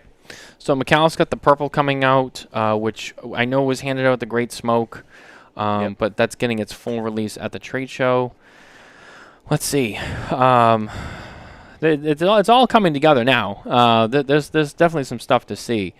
Trying to think what else is on the list I that got I'm I missing. got a bunch of stuff. So we mentioned United Gold Star is coming out. Which is already kind of out, I think. Yeah, that's already starting the soft launch, but it's gonna have the national launch there. Yeah. Yep. West Tampa's got a cigar called the Devil Crab coming out. Oh, I Double missed that crab one tape. actually. Yeah. Okay. Yep. Yep. Details haven't been announced. Like I said, this is just talking to companies. Yep. This has been announced. The Corto Maduro by Warped. Yep. Chaz Palminteri, yeah. I was gonna say Chaz Palminteri's got a new cigar called the Sunny, which is going to be Mexican San Andreas. So new blend. Yep. Is it still under Bronx Tail? Is it using yes. the so it's a Bronx Tail Sunny? Yeah. Okay. Yeah. Postana's got, and I'm saying it right, Postana. They have a new War Bear. They have their SBC 24, excuse me. Their San Andreas is going to have like a full launch there. That's already out. Yeah. And of course the cigar that the guys on my team are going crazy for, the Viso Horny, 555. Yeah, that's true. That one's coming out too. Yep. Yeah, I got to make sure we give those guys some fodder so they can make some clips. Yeah. They like to use clips of us on their show. At least, yeah. I'm a target of theirs all the time, and with the amount of wrong information that they give on, like, if you want misinformation on the cigar industry, go to the A Cigar Hustlers podcast. They're like the fact checkers can make a fortune on the amount of things they're wrong on. Right? They're good guys. I'm kidding, and I think they have a really good booth. I think they're really bringing a nice lineup to the show. So, I mean, and that's what they actually put the thing on. This is a big cigar for us, a lot of us on the team. Matilde's got the Jose Seas cigar coming out. Paraso Jose Seas. Oh yeah, that's right. Yeah, you had hit. Listen. Yeah, we had Enrique on, but I actually have interviewed Jose Seas twice. And he, you want to talk about, he is a true legend in the cigar industry. He ran Tobacco de Garcia. He is such a gentleman, and Matilde finally got the rights to use the Seas name from Altadis, so they own that name for a long time. So that's coming out. I'm excited with that one. La Galera's got the Year of the Snake, which is finally coming out. They've been talking about it. I forgot about that. Yes. Yeah. There's a couple of Rough Rider cigars. There's the Candela and the Senoritas coming out. Christoph's got their PCA exclusive. The Signature PCA exclusive. Yep. So I think that's a variation of the Christoph San Andreas. Hoya's got, they got some samplers. They announced some samplers on Friday, but it wasn't really clear to me what size cigars are in those samplers. And I'm following up on that still. It was kind of one of those incomplete press release. Friday was incomplete press release day, I called it. It was. Yeah. There was just, that was actually one of the better ones. JRE. Oh yeah. Oh good. Well, JRE since we. JRE Oh sorry. Yeah, I just thought of it. JRE is gonna do the Aladino 85 Anniversario. And the Gorbusto. And the Gorbusto is the other one. I don't know much about that one yet, but that's gonna be announced soon. So those will be at the show. But you mentioned the HVC. HVC's got the La Rosa 520 10-year anniversary. Mm-hmm. Coming out. Gran Habano's got 2 new sizes for the Corojo number 7, which I still can't find the Corojo number 7 in the original size. It's like it's been impossible to find that cigar. Yeah, you're right. I haven't seen it anywhere myself. Yeah. Yep. Oh, and you know what? I want to backpedal for a second. There's one Altada cigar we forgot about. The H. Upman. The H. Upman by AJ Fernandez. The Heritage Finca Providencia. Yeah. Big line. That's a big brand for them, that H. Upman AJ Fernandez line. So that's going to be a big, big release for them. It's going to be limited. It's going to be a 6x55 Toro Grande Nicaraguan Puro, and it's going to have an MSRP of $20 per cigar. Yeah, that's a big line for them. Sorry, continue. Espinosa's got the Warhead 11. Yep. El Septimo's got the, in addition to the egg humidors, they got the Doble Gran Reserva, $125 cigar. Yay. So Matt will be picking up a few of those. Dapper has their 10th anniversary release coming out. Dapper's not at the show. Oh, that's right. I forgot. You're right. They're right. Dapper's not. Yeah. I forgot about that. That's right. Yeah, I think that's every. The Bocock brothers. They got their. They're gonna be at the show this year. They got that LSU baseball cigar called the Powerhouse. Okay. Yep. And then Blackbird told a bunch of retailers their releases. They got 2 new sizes of the Superb, a new cigar called the Meadowlark, and a new cigar called the Andalaz Toro. Okay. Yep. We left out one other big one. Ashton, La Aroma de Cuba Habano Reserva. Oh, I don't know how I missed that one. Yeah, it's because they're selling it initially in samplers, but I think they're going to be taking orders for the full box at the show. Full box release, yeah. Yeah. Yeah, so Ashton, that's another big one. Now, Padron had their 60th last year, but did they have anything for this year? Any like release or PCA? Sometimes they do small releases, but Nothing. yeah. Nothing. And they are notorious, Padron, a day before PCA announcing their cigars. Right. They typically have not announced it any earlier than a day or two. So if you're traveling on Wednesday, like I am, that's probably when it will be announced. That's when they always announce their stuff. There's another big one, which chalk this one up for. I scratched my head how they're marketing this. AJ Fernandez is releasing a new Enclave, which is a collaboration with Eladio Diaz. But they've already released it to a couple of retailers. But I'm telling you, that's what's coming out at the show. I don't know why you wouldn't be promoting the crap out of this cigar already, So that's a major collaboration. AJ's making those cigars with Eladio down in the DR. So, Aging Room, which is part of Altadis, has the new Aging Room Concerto coming out. Yep. Didn't you say that already? No? Maybe we didn't. We might have missed it, but yes, that is coming. Yep. Yeah. You had something which I didn't get. I just was looking at your site. Because I got to get on their press list, so I'm not even faulting these guys. Apostate Cigars? Oh, yeah, they have the eyewitnesses. 8 Witnesses. Yeah, something like that it was, yeah. The 8 Witnesses is a curated collection featuring all 8 of the brand's blends in a uniform 4.5 by 44 Corona size. What do you mean by curated? What's curated about it? Just that it's put together. Okay, I just didn't know what it meant. That's all. I'm just like wondering. Yeah, I think it just means that they.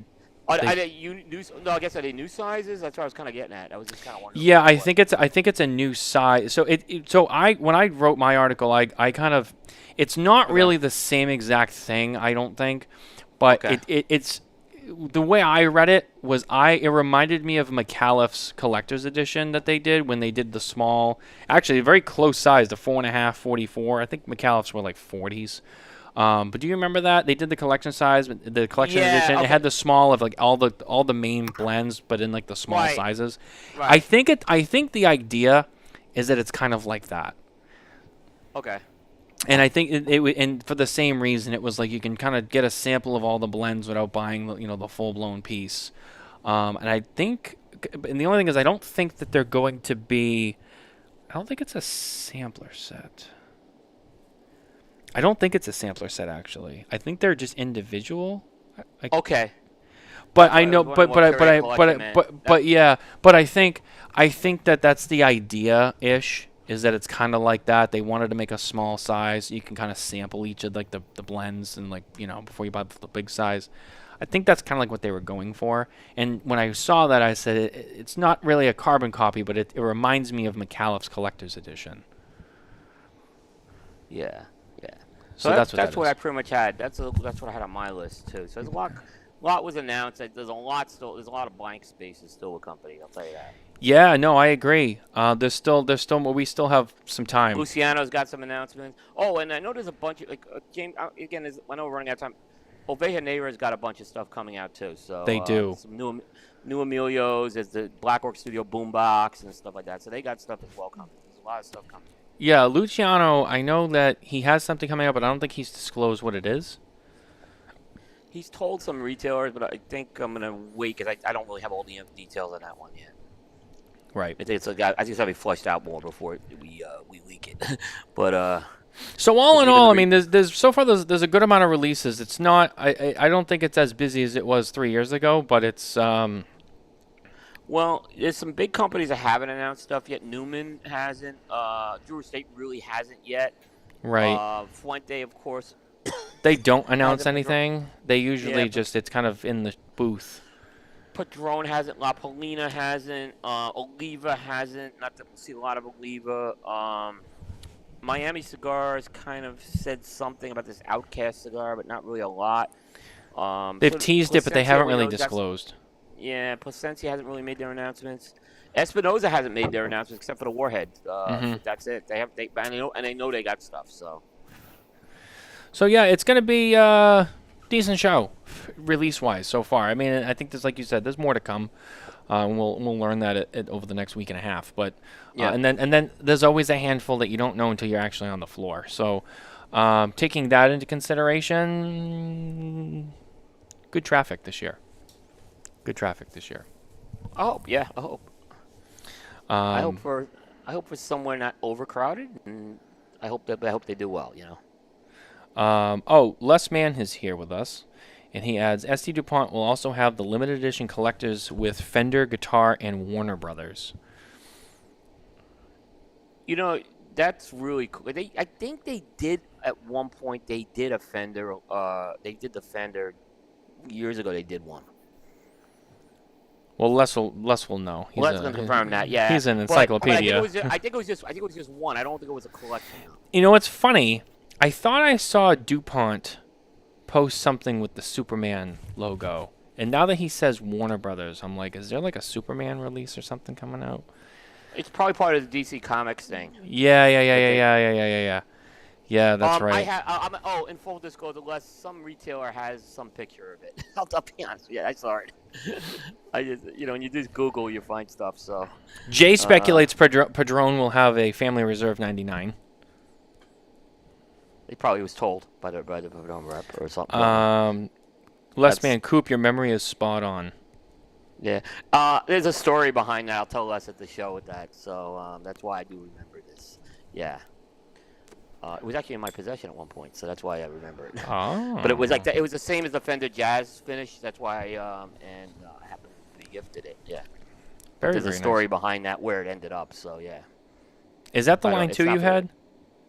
Yeah. But it went to my I dad. know that story. So yeah. Yeah, you know that story. So that's why I gave him because my dad fell in love with it. So I forgot that was the Fender. Yeah. That was the Fender one. Yeah. Yeah. And he, I guess, I had to do it for him. He just went ape over that. The whole thing. Yeah. Yeah, that's cool. Yeah. But so all in all, in a nutshell, that's pretty good.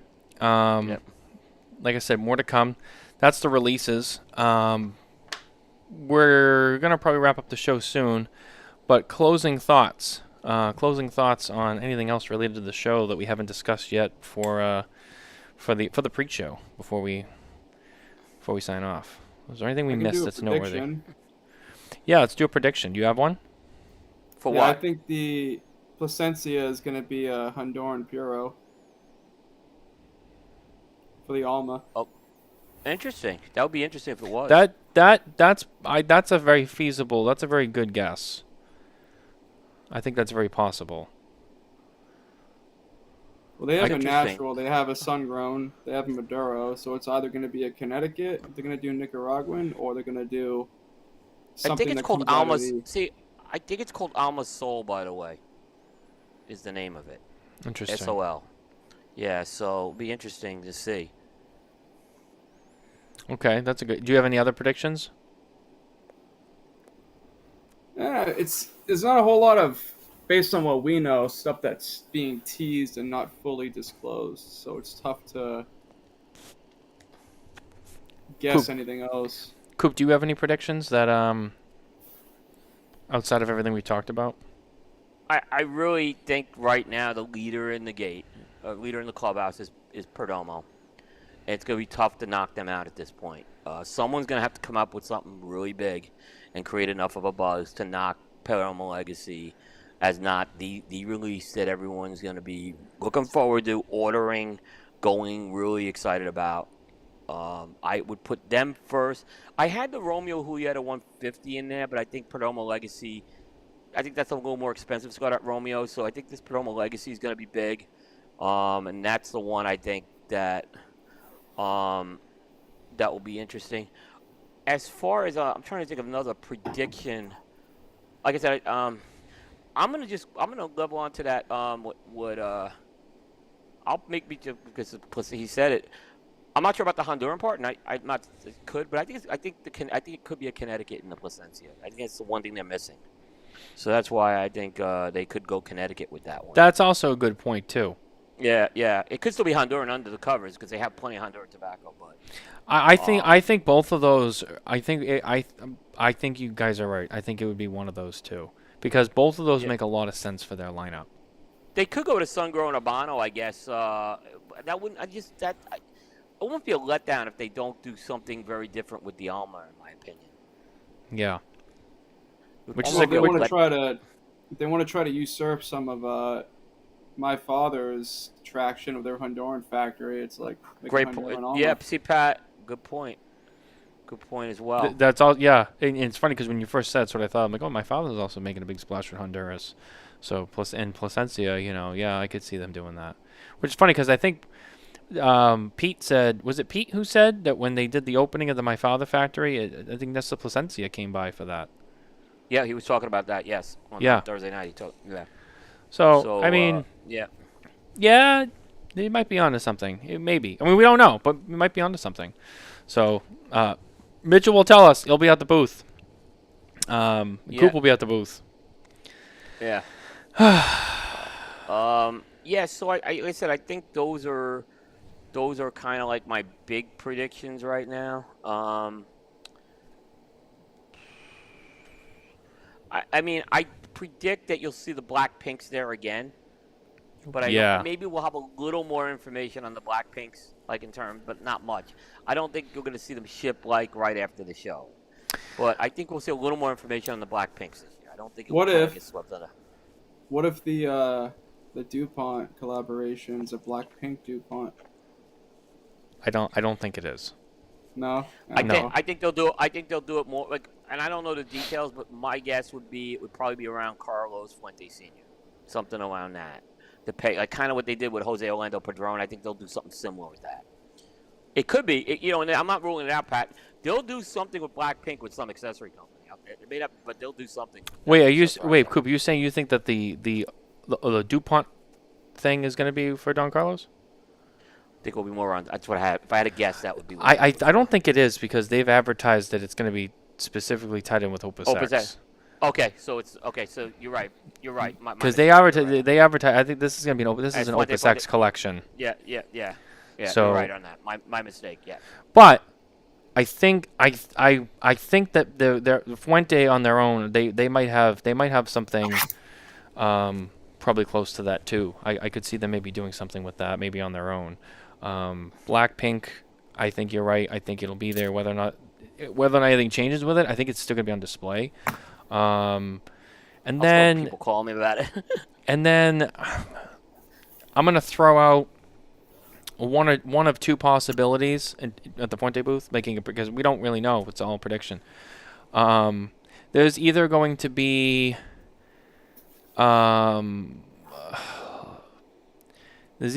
some new limited like Forbidden Blend or something that they might do, or there could be like some new available packaging of existing Opus stuff. So like I remember they had like the 3-pack tins of Angel Share for the longest time, and then a couple years ago they introduced that with the Oro Escoro line. So maybe they do something like that where they offer some new kind of thing with an Opus blend, maybe, or they have kind of something new that's really limited, that be a one-time thing that maybe will go out. So I'm just thinking like based on historically, like they have like one of these, and they have like an out there product. So I could see that maybe. I could see them maybe doing something different with Don Carlos, because I don't think they've done a lot with that in a while. I feel like they maybe could do something with that. They won't take orders on this, but there'll be another release of the Opus 25 very soon. Yes, I think. But they'll have it at the booth. It will be on display there. Yes, will be on display. That'll be on display. Maybe they'll have more for that, or maybe they're gonna tease that they have more for that. I don't know. But yeah, with But they're them, almost it's at Opus 30. They're almost at the Opus 30. Like yeah. the Opus 30 is next year, isn't it? Yeah, Well- 27, wasn't it? 20. Oh no, is it It's 27? so it's coming up. It's coming Wait a minute. up, No, yeah. wouldn't Opus 30 be this year? 1995. You might be Was it right on 90s? that, Matt. Yeah. Opus Yeah. 30. I- Yeah, 1995. The first seeds were Matt, planted in Matt. 1992. 1995, it went on sale. When did the first Opus 25s get shown? 2021. You're right. You might be right on this. 2020 rather. But it was 21. Sure, I think you may be right on this, Matt. Opus is 30 years old this year, Ah. and no one's talking about it. Well, maybe there's your hint. Well, you might not see it till 2029. Correct. But you know, the key in that box supposedly has something to do with the Opus. You know, if you saw the box, there's a key in it. And supposedly that key has something to do with the Opus 30s, is what I've heard. So Carlito is not saying anything, by the way. J. Davis, Opus 30 was November. So Opus first went on sale November 18th of 1995. Knowing them, maybe they'll show something at the trade show, but it won't be much. It will be maybe even maybe a picture.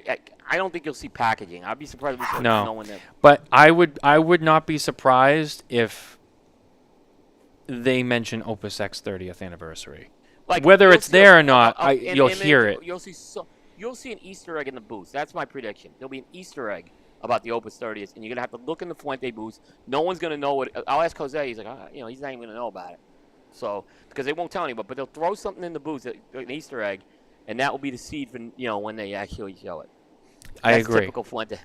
Yeah. I think that's exactly what That's it's going to be. That's another prediction. That's another prediction I'm gonna take. I'm also going to make one last prediction. Newman will have something sports related again. They had Oh the yeah, NBA I mean, They I had hope the they NBA I humidor. can't- They had the baseball humidor. Then they had the Tampa Smokers. They've been. I It's Maybe gonna can't find the be. Tampa Smokers. It's gonna I be cannot find fucking golf. It's gonna be a golf humidor. Good, Pat. You know what? Golf in Florida. I could see see it. that. I could see it. Something Unless it's PGA something- related. Unless they do something with football, which I don't think they can do anything with the Bucks. Or the Lightning. Maybe they do something with the Lightning, possibly more. I think it would be more the Lightning than the Bucks because the NFL's a little tougher on the tobacco stuff. But Pat's right. If it's not the NBA or Golf's the a good NFL, guess. golf would be Golf's probably good. the next guess. Golf would Golf probably be the possibly next would, one. Yeah. I don't think it would be like specific to a golfer like a Tiger Woods or a Jack Nicklaus, but it would be. I could see something. He's not. That's a good guess. Yeah, it's a Because very they've good- been doing that stuff the last few years. Yeah. So I feel like that might be a thing they're doing. So I don't know. I'm gonna Yeah. take a stab at that. Maybe something sports related again. And I'm gonna throw a guess out for Newman. That's a 1% chance of being a hit. American Lancero. It would be really small production if they do it. Oh yeah, that's gonna be 1% hard to get. chance. Like they'll do 1% 25 chance. boxes of 5, something like crazy like that. I could It'll see. be I right, could it'll be see. I could see them. I could see them making that blend in that size. Yeah. But Yeah. Coop's right. Very small production. I wonder now. You guys talk about Newman. So they're doing this El Baton firecracker with the Cameron wrapper. Yeah, I forgot about that. I believe, this is me, I totally believe that that's a test balloon for a new El Baton Cameron blend. Oh, probably. I don't believe they're just, I believe that that's a test balloon. I don't know if we'll see it at the show, but my guess is that's where they're going to head with that. El Baton can use another, blend under it, so. It's true. Yeah. That's true. Yep. Well, anyway, guys, that's our Spare Notes PCA prediction show. That was good. That was a fun segment. We may make that one every year, actually. That was a good one. I like that. Yeah. We covered a Yeah, lot of ground, and I think it's going to be a good show, and I think there's going to be a lot to look for and a lot to see. Once again, all of our coverage is brought to you by Drew Estate, and T-minus, I'll be in town less than 2 weeks because I get in a couple days early. So, Run, everybody.